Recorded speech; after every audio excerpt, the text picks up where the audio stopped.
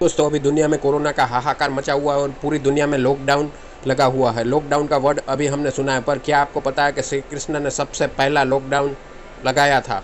श्री कृष्ण की एक लीला है लॉकडाउन। क्या आप जानते हैं सबसे पहला लॉकडाउन व्रज में 7 दिनों के लिए लगा था।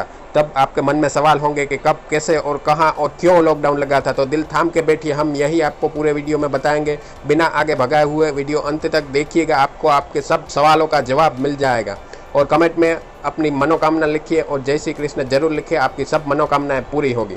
तो स्वागत है आपका इंडियन डिवोशनल बाबा पे। अगर चैनल को सब्सक्राइब नहीं किया तो सब्सक्राइब कर लीजिए और बेल आइकन के साथ लगा हुआ ऑप्शन ऑल भी जरूर दबाइए। तो आइए शुरू करते हैं। हिंदुओं के सबसे बड़े पर्व दीपावली के एक दिन पहले कार्तिक शुक्ल पक्ष की प्रतिपदा को गोवर्धन पूजा की जाती है। इसी दिन गोवर्धन पूजा यानी कि गोवर्धन पर्वत की पूजा और गौ पूजा भी की जाती है। इसे अन्नकूट पर्व के तरह भी मनाया जाता है। तो जो लोग ना जानते हो उनके लिए ये जानकारी कि गोवर्धन पर्वत व्रज में स्थित है, जो श्री कृष्ण के वक्त से व्रज में ही है।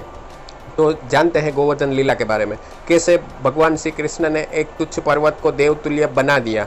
एक बार श्री कृष्ण भगवान गाय चराते चराते अपने सखे के साथ पर्वत के पास चले गए। वहाँ पर्वत पे जाके उन्होंने देखा कि वहाँ पे बहुत सारी गोपियाँ 56 प्रकार के भोजन बना के उत्सव मना रहे थे और नाच गान कर रहे थे।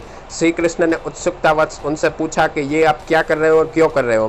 तभी गोपियों ने उनको बताया कि धृतरासुर को मारने के बाद इंद्र का जन्मदिन और इंद्रदेव को प्रसन्न करने के लिए यह अवसर मनाया जाता है और इंद्रदेव प्रसन्न होकर हमें बहुत सारी बारिश देते हैं और उससे ही हमारे खेत खलिहाने भर जाते हैं और हमारा घर चलता है।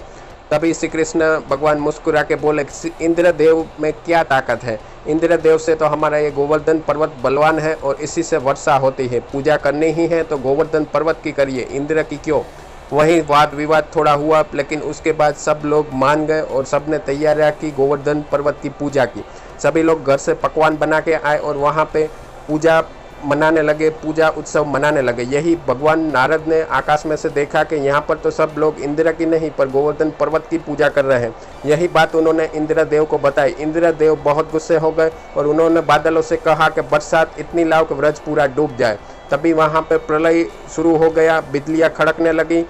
तभी एकाएक भगवान श्री कृष्ण ने सबको पर्वत के तट पे आने के लिए कहा और वहाँ पे ऐसी बिजलियाँ हो रही थी कि लोग जल जाते अगर वहाँ खड़े रहते। आंधी तूफान आने लगे से ऐसा लग रहा था कि पानी अपने साथ सबको बहा जाएगा।